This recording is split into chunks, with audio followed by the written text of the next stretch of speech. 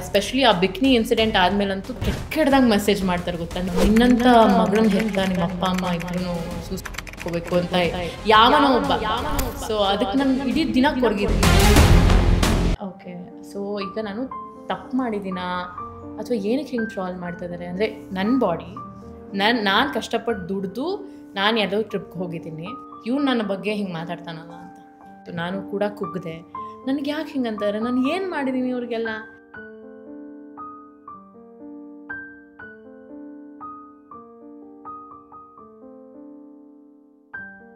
ತೆಲುಗು ತಮಿಳ್ ಅಂದರೆ ಅವಾಗ ವಾರಕ್ಕೆ ಒಂದೊಂದು ಕಾಲ್ ಬರೋದು. ಐ ಡೋಂಟ್ ನೋ ಅದು ಎಷ್ಟು ಸೀರಿಯಲ್ಗಳು ಮಾಡ್ತಾರೆ, ಅಷ್ಟೋ ಚಾನಲ್ಗಳಿದೆಯಾ ಅಂತ.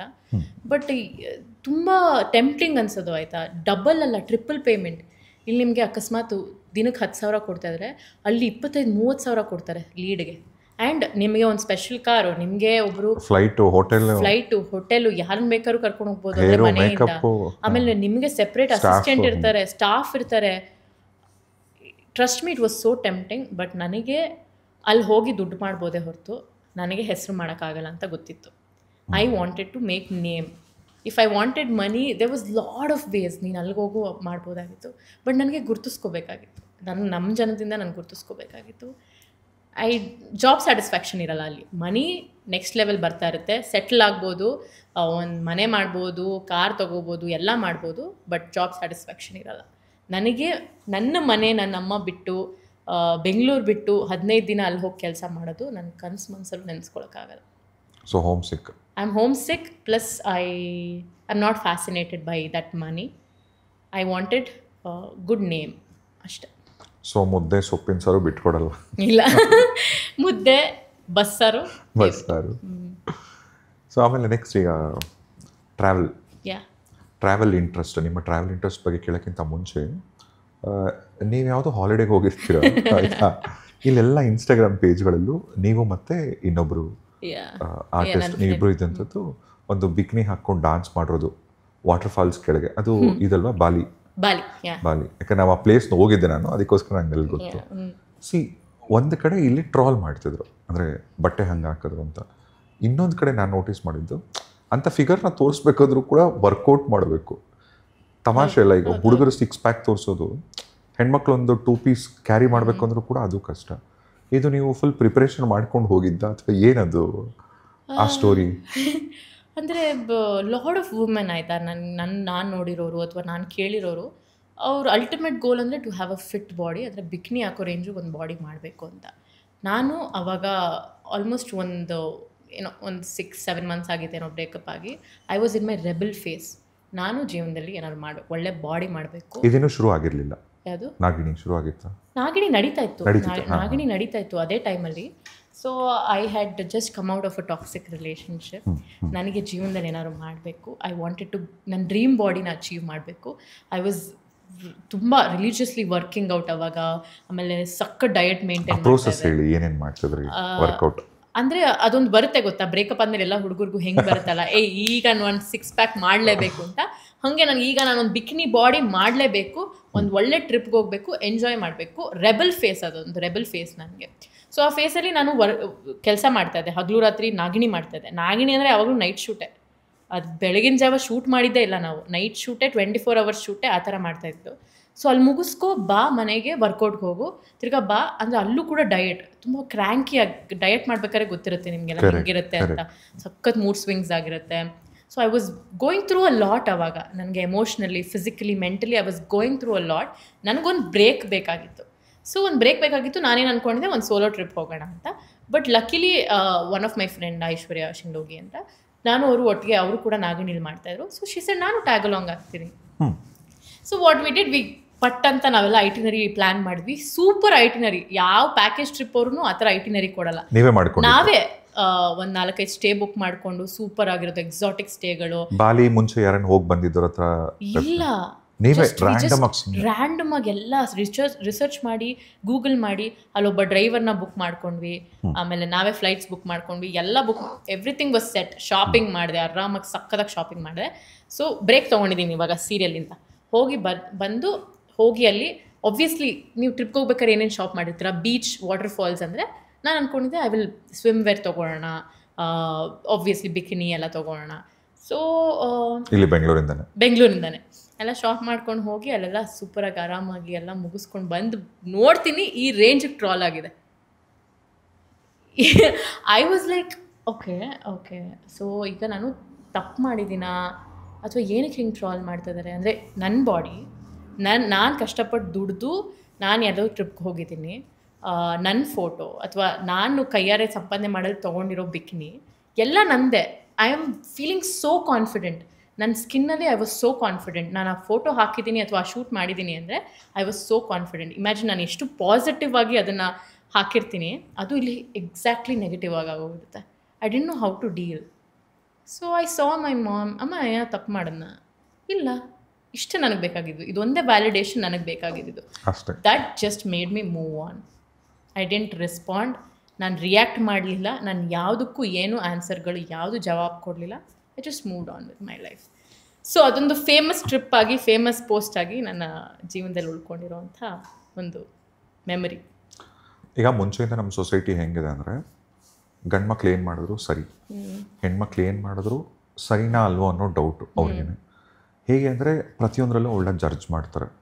ಅವಳು ಹಾಕೋ ಬಟ್ಟೆಗಿಂತ, ಅವಳು ಯಾರ ಜೊತೆ ಮಾತಾಡ್ತಾಳೆ, ಅವಳು ಇವತ್ತು ಎಲ್ಲಿ ಹೋಗಿದ್ಲು, ನೆನ್ನೆ ಆ್ಯಕ್ಚುಲಿ ಒಂದು ಹೆಣ್ಮಗು ಅಂದ್ರೆ ಅದೊಂಥರ ಅವಳ ಸುತ್ತ CCTV ಕ್ಯಾಮ್ರಾ ಇಟ್ಕೊಂಡೆ. ಈಗ ನೀವು ಸೀರಿಯಲಲ್ಲಿ ನೀವು ಬೋಲ್ಡ್ ಕ್ಯಾರೆಕ್ಟರ್, ಹೀರೋಯಿನ್ ಬೋಲ್ಡ್ ಆಗಿರ್ತಾಳೆ ಅಂತ ಅಂದರೆ ಯಾರು ಒಪ್ಕೋತಾರೆ? ಶಿ ಹ್ಯಾಸ್ ಟು ಬಿ ಸಾಮಾನ್ಯ ಹುಡುಗಿ, ಅವಳು ತುಂಬ ಟ್ರೆಡಿಷ್ನಲ್ ಆಗಿರಬೇಕು, ತುಂಬ ಏನಂತಾರೆ ಆ ಥರದ್ದೇ ಎಕ್ಸ್ಪೆಕ್ಟ್ ಮಾಡೋದಲ್ವಾ. ಈಗ ಒಬ್ಬಳು ಹೀರೋಯಿನ್ ಬೋಲ್ಡಾಗಿ ಡ್ರೆಸ್ ಮಾಡಿಕೊಂಡು ಆ ಸೀರಿಯಲ್ನ ಎಷ್ಟು ವರ್ಷಗಳು ನಡೆಯುತ್ತಲ್ಲ ಅಷ್ಟು ವರ್ಷಗಳು ಅವಳು ಅಷ್ಟೇ ಬೋಲ್ಡ್ ಕ್ಯಾರೆಕ್ಟರ್ನ ಪೋರ್ಟ್ರೇ ಮಾಡೋಕ್ಕೆ ಹೋಗ್ತಾಳೆ ಅಂದರೆ ಜನಕ್ಕೆ ಅವಳು ಕನೆಕ್ಟೇ ಆಗಲ್ಲ, ಎಸ್ಪೆಷಲಿ ನಮ್ಮ ಕನ್ನಡಿಗರಿಗೆ. Because we are very innocent by heart. We expect okay ಒಬ್ಬಳು ಹೀರೋಯಿನ್ ಅಂದರೆ, ಒಂದು ಹುಡುಗಿ ಅಂದರೆ ಅವಳು ಯಾವಾಗಲೂ ಡೀಸೆಂಟಾಗೇ ಇರಬೇಕು, ಅವಳು ಸಾಫ್ಟ್ ಸ್ಪೋಕನ್ ಇರಬೇಕು. ಅವಳು ಈಗ ಮೊನ್ನೆ ನಿಮ್ಮ ಪಾಡ್ಕಾಸ್ಟಲ್ಲಿ ನಾನು ನೋಡ್ತಾ ಇದ್ದೆ, I want to mention her name, Soumya ಅವರು. Oh my God, what is her energy! ಅಷ್ಟು ಬೋಲ್ಡಾಗಿ ಮಾತಾಡಬೇಕು ಅಂದರೆ she should have guts. Because ಒಂದು ನಮ್ಮ ಜನ ಒಪ್ಕೊಳ್ಳೋಲ್ಲ ಅಂತ ಗೊತ್ತು, but still she is standing up for herself. ಅಂದರೆ I feel I really respect that. But ಜನಕ್ಕೆ ಅದು ಇಷ್ಟ ಆಗಲ್ಲ. ಶಿ ಹ್ಯಾಸ್ ಟು ಬಿ ತುಂಬ ಮುಗ್ದೆ. ಬಟ್ ಯಾರು ಮುಗ್ದೇ ಇರ್ತಾರೆ? I don't understand. ಯಾರೂ ಮುಗ್ದೇ ಇರಲ್ಲ. Everybody has their own journey. Judge ಮಾಡೋರು ಮಾಡ್ತಾನೆ ಇರ್ತಾರೆ. ಸೊ ಈಗ ಎಲ್ಲರಿಗೂ ಅವ್ರದ್ದೇ ಆದಂಥ ಸ್ವತಂತ್ರ ಇರುತ್ತೆ. ಒಂದು ಹೆಣ್ಮಗು ಆದರೂ ಕೂಡ ಅವಳ ದೇಹ, ಅವಳ ಬಾಡಿ, ಅವಳ ಇಷ್ಟ. ನಿಮಗೆ ತೊಂದರೆ ಕೊಟ್ಟರೆ ಆವಾಗ ಹೇಳಿ.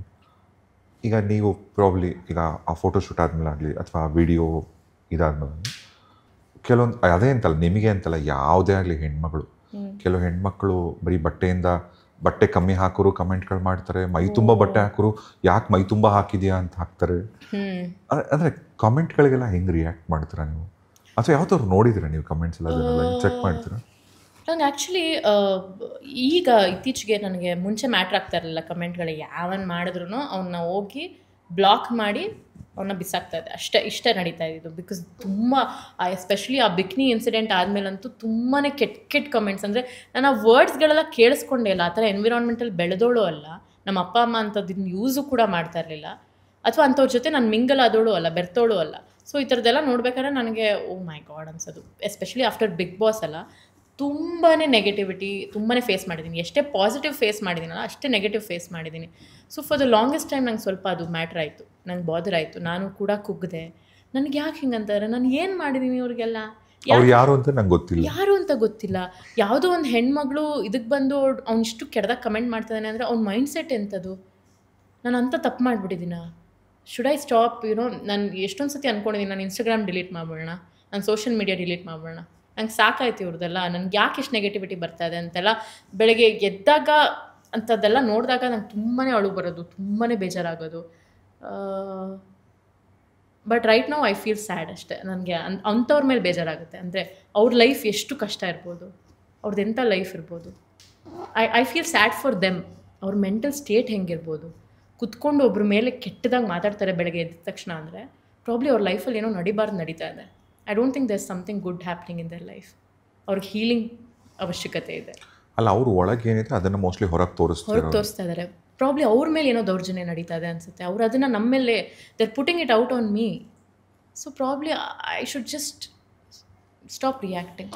ಅಲ್ಲ, ಕೆಲವೊಂದ್ಸರಿ ಕಮೆಂಟ್ ಮಾಡೋದು ಅಥವಾ ಟ್ರಾಲ್ಸ್ ಮಾಡೋದು ತಮಾಷೆಯಾಗಿ ಒಂದು ಹಂತದ ತನಕ ಓಕೆ, ಬಟ್ ಕೆಲವೊಂದ್ಸರಿ ಎಕ್ಸ್ಟ್ರೀಮ್ಸಿಗೆ ಹೋಗ್ತಾರೆ. ನನಗೊಂದ್ಸರಿ ಒಂದು ತುಂಬ ಡಿಸ್ಟರ್ಬ್ ಆಗಿದ್ದಂಥ ಪೋಸ್ಟು, ಒಂದ್ಸರಿ ರಶ್ಮಿಕಾ ಮಂದಣ್ಣ ಅವ್ರದ್ದು ಚೈಲ್ಡ್ಹುಡ್ ಫೋಟೋ ಹಾಕ್ಬಿಟ್ಟು, ಅವರು ಚಿಕ್ಕ ವಯಸ್ಸಲ್ಲಿ ಸ್ಕೂಲಿಗೆ ಹೋಗ್ತಿರೋ ಒಂದು ಫೋಟೋ ಹಾಕ್ಬಿಟ್ಟು ಪಾಪ ಕೆಳಗೆ ತುಂಬ ಕೆಟ್ಟದಾಗಿ ಕ್ಯಾಪ್ಷನ್ ಹಾಕಿದ್ರು, ಇಂಟರ್ನ್ಯಾಷನಲ್ ಡ್ಯಾಶ್ ಡೇ ಅಂತ. ಐ ಫೀಲ್ ಸ್ಯಾಡ್ ಫಾರ್ ತುಂಬ ಜನ ಇದಕ್ಕೆ ರಿಯಾಕ್ಟ್ ಕೂಡ ಮಾಡಿದರು. ನಾನು ಅದೇ ಅಂದ್ಕೊಳ್ಳೋದು, ರಶ್ಮಿಕಾ ಕೂಡ ಒಂದು ಕಡೆ ಹೇಳ್ತಾರೆ ಇನ್ಶಿಯಲಿ ತುಂಬ ಟ್ರಬಲ್ ಆಗ್ತಿತ್ತು, ಆಮೇಲೆ ಒಂದು ಸ್ಟೇಜ್ ಬಿಟ್ಬಿಟ್ಟೆ ಅಂತ. ಇವತ್ತು ರಶ್ಮಿಕಾ ಎಲ್ಲಿದ್ದಾರೆ, ಕಮೆಂಟ್ ಮಾಡಿದವರು ಎಲ್ಲಿದ್ದಾರೆ ಅಷ್ಟೇ. So that's my belief. ಇವಾಗವರೆಗೂ ಅಷ್ಟೇ, ನಾನೇನೋ ಕಿತ್ತು ದಬಾಕಿರೋದಕ್ಕೆ ನಾನು ಇಲ್ಲಿದ್ದೀನಿ, ನೀನು ಅಂದ್ರ ಮೇಲೆ ಕಮೆಂಟ್ ಮಾಡ್ತಾ ಇದೆಯಾ, ನೀನು ಏನು ಕಿತ್ತಾಕೋಕ್ಕಾಗಲ್ಲ ಅಂತ ನೀನು ಅಲ್ಲಿ ಕೂತ್ಕೊಂಡು ಮಾತಾಡ್ತಾ ಇದೆಯಾ ಅಷ್ಟೇ. ಲಾಸ್ಟ್ ಟೈಮ್ ಪಾಡ್ಕಾಸ್ಟ್ಗೆ ದೀಕ್ಷಿತ್ ಶೆಟ್ಟಿ ಬಂದಾಗ ಕೂಡ ರಶ್ಮಿಕಾ ಮಂದಣ್ಣ ಜೊತೆ ಈಗ ವರ್ಕ್ ಮಾಡ್ತಾರೆ.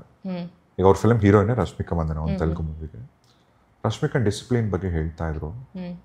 ಅವತ್ತೊಂದಿನ ರಾತ್ರಿ 12 ಗಂಟೆ ತನಕ ನಾವು ಶೂಟ್ ಮಾಡಿದ್ರಂತೆ. ರಾತ್ರಿ ಶೂಟ್ ಮಾಡಿ ಮನೆಗೆ ಕಾರಲ್ಲಿ ಹೋಗ್ಬೇಕನ್ನೋ ಜೊತೆಲೇನೋ ರಶ್ಮಿಕಾ ಮಂದಣ್ಣ ಫೋನ್ ಮಾಡಿದ್ರಂತೆ ರಾತ್ರಿ 1 ಗಂಟೆಲೇನೋ. ಯಾರಿಗೆ ಅಂತ ಐ ವಾಸ್ ವೆರಿ ಕ್ಯೂರಿಯಸ್. ನೋಡಿದ್ರೆ ಅವರ ಜಿಮ್ ಟ್ರೈನರ್ಗೆ 1:45-2 ಗಂಟೆಗೆ ಹೋಗಿ ಜಿಮ್ಮಲ್ಲಿ ಅವಳಿ ವರ್ಕೌಟ್ ಮಾಡಿದ್ರು ರಾತ್ರಿ. ಮತ್ತೆ ನೆಕ್ಸ್ಟ್ ಬೆಳಗ್ಗೆ 7 ಗಂಟೆ ಶೂಟ್. ತಮಾಷೆ ಅಂದರೆ ಸಕ್ಸಸ್ ಅನ್ನೋದು ಈಸಿಯಾಗಿ ಬರಲ್ಲ. ಈಗ ನಾವಲ್ಲಿ ಕೂತ್ಕೊಂಡು ಒಬ್ಬರ ಮೇಲೆ ಕಮೆಂಟ್ ಪಾಸ್ ಮಾಡ್ಬಿಡೋದು ತುಂಬ ಸುಲಭ, ಆದರೆ ಹಿಂದೆ ಒಂದು ಆರ್ಟಿಸ್ಟ್ ಕಷ್ಟ ಏನಿರುತ್ತಲ್ಲ,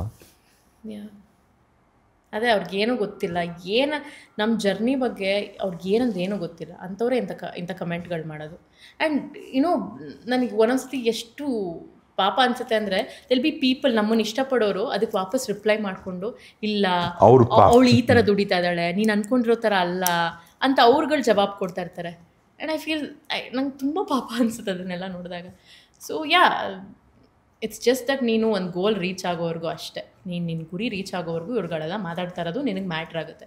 ನೀನು ಅಲ್ಲಿಗೆ ಹೋದ್ಮೇಲೆ I don't think it will matter, because ಅವ್ರು ನಿನ್ನ ಮನೆ ಸಾಕ್ತಾ ಇಲ್ಲ, ಅವ್ರು ನಿನ್ನ ಗೋಲ್ಗೆ ರೀಚ್ ಮಾಡೋದಕ್ಕೆ ಹೆಲ್ಪ್ ಮಾಡ್ತಾ ಇಲ್ಲ. They are not letting you grow. So I feel cut off the negativity. ನಾನು ಹೇಗೀಗ ನನಗೆ ಇಷ್ಟ ಆಗದಿರೋರ ಜೊತೆ ಕಟ್ ಆಫ್ ಮಾಡ್ಕೋತೀನಲ್ಲ, ಹಾಗೆ ಆ ಥರದ ನೆಗೆಟಿವ್ ಜೊತೆ ನಾನು ಕಟ್ ಆಫ್ ಮಾಡ್ಕೊಂಡಿದ್ದೀನಿ. ಫ್ರಮ್ ಟ್ರೋಲ್ಸ್ ಆಗಿರ್ಬೋದು, ಬ್ಯಾಡ್ ಕಮೆಂಟ್ಸ್ ಆಗಿರ್ಬೋದು, ಅಥವಾ ಕೆಟ್ಟದಂಗೆ ಮೆಸೇಜ್ ಮಾಡ್ತಾರೆ ಗೊತ್ತಾ, you don't believe it the kind of messages I use to get ಅಲ್ಲ. ಓ ಮೈ ಗಾಡ್, ನನ್ನ ಶತ್ರುಗೂ, ಯಾವ್ದಾದ್ರು ಹುಡುಗಿ ನನ್ನ ಶತ್ರುಗೂ ನಾನು ಆ ಥರ ಐ ವೋಂಟ್ ವಿಶ್ ನಿನಗಿದಾಗಲಿ ಅಂತ. ತುಂಬ ಎಂಥ ಸಮಾಜದಲ್ಲಿ ಬದುಕ್ತಾ ಇದ್ದೀವಿ ಅಂತ ಅನಿಸ್ಬಿಡುತ್ತೆ.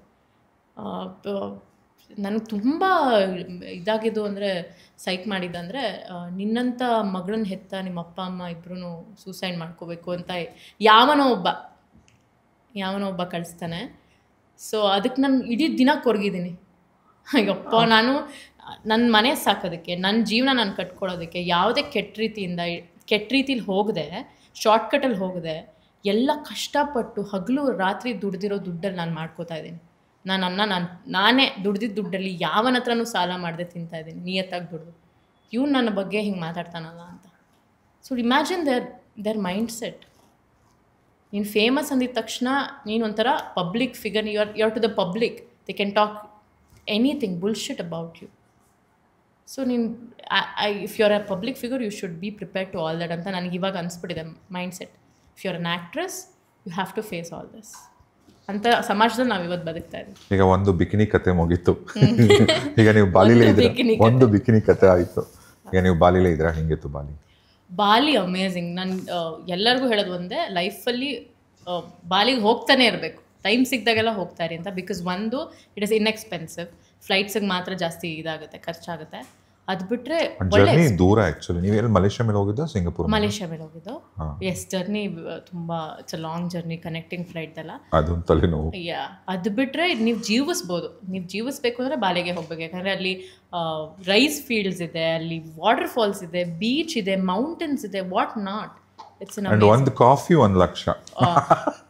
ಆ coffee, I am not a coffee lover, but ನನ್ನ ಜೊತೆ ಬಂದಿದ್ದವರು ಐಶ್ವರ್ಯ ವಾಸ್ ಅ ಕಾಫಿ ಲವರ್, ಆಯಿತಾ. ಅವ್ರಿಗೆಲ್ಲ ಕಾಫಿನೂ ಟೇಸ್ಟ್ ಮಾಡಬೇಕು, ಎಸ್ಪೆಷಲಿ ದಟ್ ಕಾಫಿ. ನಾನು ಅದನ್ನು ಪೂಪ್ ಕಾಫಿ ಅಂತ ಹೇಳ್ತೀನಿ, ಬಟ್ ನೀವು ಕಕ್ಕ ಕಾಫಿನ ಟೇಸ್ಟ್ ಮಾಡಿದ್ರು. ಲುವಿಕ್ ಕಾಫಿ ಅಲ್ಲ ಅದು, ಲುವಿಕ್ ಸಮಥಿಂಗ್ ಎಲ್ಲಿಂದಾನೆ ಶುರು ಆಗುತ್ತೆ, ಅದೇನೆ ದಟ್ ಲುವಿಕ್ ಏನೋ. ಸೊ ದಟ್ ಕಾಫಿ, ಒಂದು ಪ್ರಾಣಿ ಬೆಕ್ ಥರ ಇರುತ್ತೆ, ಅದು ಕಾಫಿ ಬೀಜನ ತಿನ್ನತ್ತೆ, ಅದು ತಿಂದು ಇಟ್ಟಂತ ಪ್ರಸಾದನ ಅದನ್ನ ಒಣಗಿಸ್ಬಿಟ್ಟು ಅದರಲ್ಲಿ ಕಾಫಿ ಮಾಡ್ತಾರೆ. ನಂಗೆ ಅರ್ಥನೇ ಆಗಲಿಲ್ಲ. ಅಲ್ಲಿ ಹೋಗ್ಬಿಟ್ಟು ನನಗೊಂಥರ ಟ್ರಾಮಾ ಆಗೋಯ್ತು ನನಗೆ. ಯಾಕೆ ಹಿಂಗೆ ಈ ಥರ ಎಲ್ಲ ಜನ. ಗೊತ್ತಾ ವರ್ಲ್ಡ್ ಅಲ್ಲಿ ಎಕ್ಸ್ಪೆನ್ಸಿವ್ ಕಾಫಿ ಅದು. It's the most expensive coffee.